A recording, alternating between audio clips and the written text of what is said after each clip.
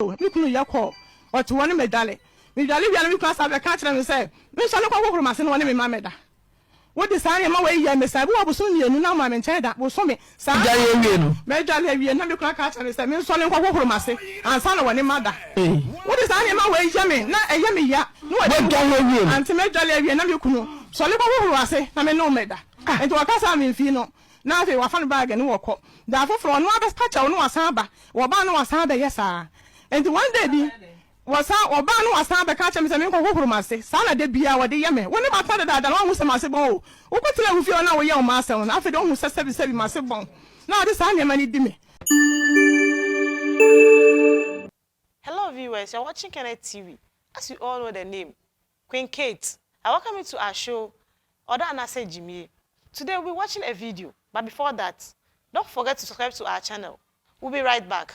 Me kunu yakọ otu woni medale bia me class abe ka kire me say me so ne kwakwo ma se no woni me ma meda wo de sa ne ma we ya me say bo obuso mienu na ma me nche da bo so me sa jale awie no me jale awie na me kunu ka kire me say me so ne kwakwo ma se ansa na woni ma da wo de sa ne ma we ya me na eya me ya no wo jale awie no anti me jale awie na me kunu so ne kwakwo ma se na me no meda enti wakasa me mfi no na afi wa fa no bag ne wo kọ da afoforo no abes pacha no wasan ba wo ba no wasan ba yesa enti one day bi wasa oba no wasan be ka che me se me nkọ ma se sa na de bia wo de ye me woni ba fa da no hu se ma se bon o ko tire hu fi o na wo ye o ma se na afi de hu se sebi ma se bon na de sa ne ma ni di me enti one day bi me ko fra me se me mla ni fi o tre da ho na me ko ye na me ko du ya me o mama kwa ba ma ye de nkomo wie no me kuna sa sensu akosi da ye se me san ko dale ana me ka che se me nyal me nyekuna ni ma wale me ensa sebi enti me nyal biem enti anu me fa me bag se me be fie ana no no asan be ye beto gate ni mu e be kloklo me na me san ko radem sa ade asa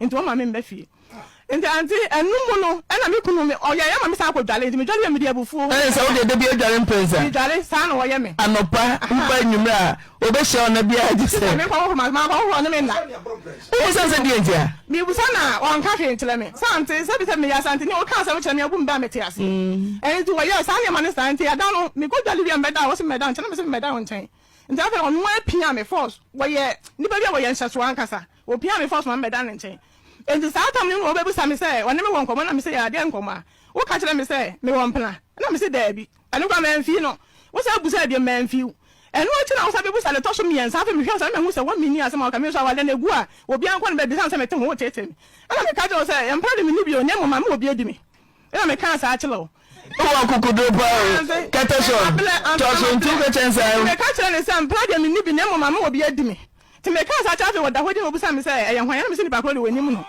enti me kunu busa me se nipa ne me da o ma me se na me ka kire se nipa ne de wa ma me sika na so ma anye na me de che no se ya na me ka kire no sa me de che ma na di me free enti me de acha no ana me ka sa kire no ta be me ka anti woda hodi sa na wo hwe me na fe me so me hwe na me ka kire no se me hu se ye ne ya na me ka kire se mpara chon fa me bone ntame na to se wa ye nso anti na mpa chon ma nya sa na mom se de be ya me kunu we be jam me life for dia ma me na wo be se o yira komo so go de bia komo so e ya me ya wa ye wa se me so sa fe me ofa me bo enfi wo ngo ye no ana so be wo koda num ni nyina sa na na ete ana na won te sa wa kwatena atre de ho no e na wo start se chiri ya na sisa na ma na ha wo start se wo yes sa na ma no enti wo de sa na ma ni di mi sa na fe de na wale na fun me mi ti mi ka chensa me wale ni de wo no akwa na oba be pacha okay enti entu so ka chensa so ma obi adi obi awom ha enti me ka o mu free ha me de acha free enti ba wo sa be ti afa le ho na fe wa ye din enti ho na me start se me hu se eye ne ya na me pa na che o be jai na fe de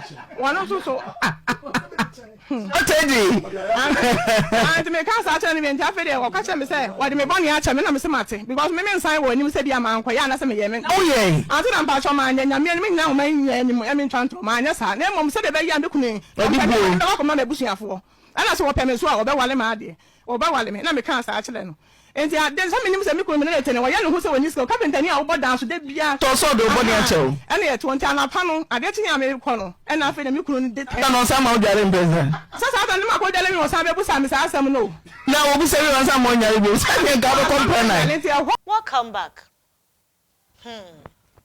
Bishop. Abapa. Yaba o. Yabedu. Video na ye ko hwe no. Ye nyina ye hwe. Na wo hwa e den wa dwin che pa video we die Medasi obapa. Ma mentia wahwefo enyina nya mehira. Amen. Na video ni de ano ye den. Because me hwe video ne ma nwene na me dwene ho. Enene ma bi koso wo awalefo mu a. Awalefo de ntenase endwene ho. Papa na ankasa bema na ankasa no. Ma me di kan fanfiri oba no so. Oba no wo problem. Ana bema no so wo problem. Ana omu nyina ba be hia.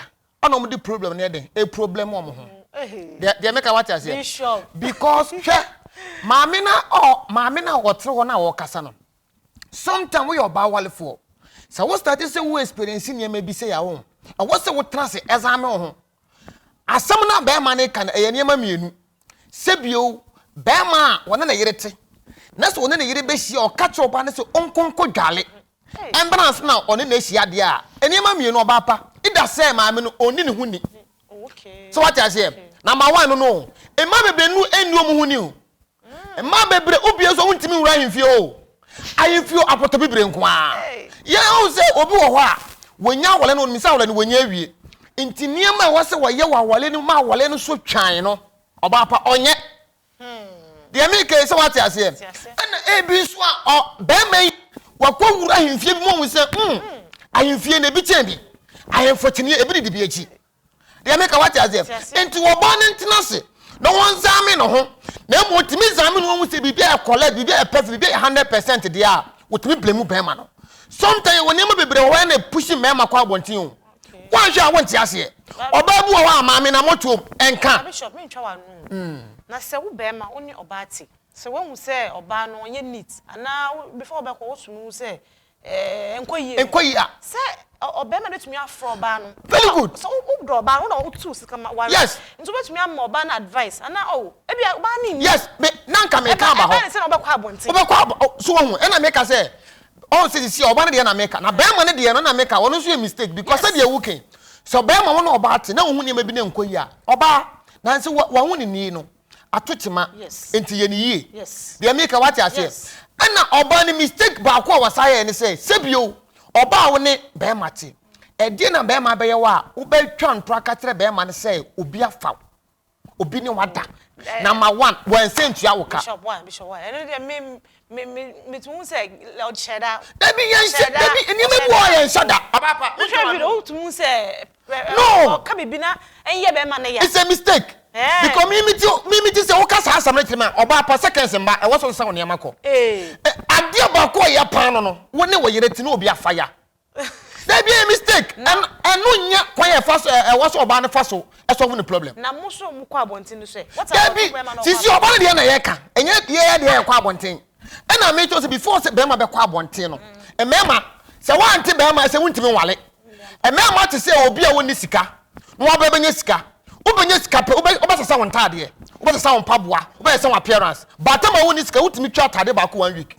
sa na ti o mema ye wo yire won frase de wo kwa abonten a what you say it sometimes I want ti ase a the problem e bro but no so ntire se wo no wo yire ti asomdwe ma fa na chi no it's not good what you say but sisi an me twa wano mbeba ne bebre oba ne ye oye die so oye bibia ma no odi no nyi onwere ma no o ma ne sex but still eno so de na ha mu ayi ni suban ayi oba ma ko ni suban enye mema na tesa ba ma bu ho na yere pe okay obu ha ni so pe ma dada okay so what you say open ma no wo ye ne den onyai ase mi ko skuna mpe go be pa wo ye me den go be na na medie oba opa be mi pizza me di pizza na beto afa go be Bishop 1 ana me ka tiro no enti we nyina no o program we no eyesua de yeah ahwefo wo hwe no yen hwe no nye den yentutu ye hofo wo be hwe video no be tie de oba ne ka we ka yeso ya ba ya discuss na wo fa bi na wo sua na wo de toto wa brabo no wa wale ho na amane ma nyina eden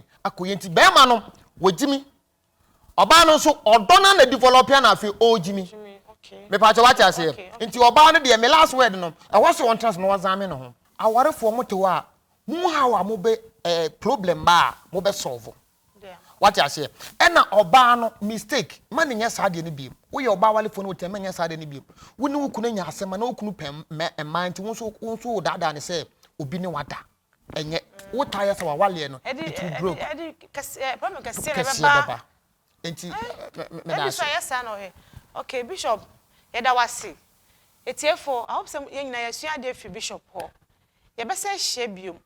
But before you be kono, memo refi. Na subscribe to your YouTube channel, Facebook. Ye be share. Madam wasi.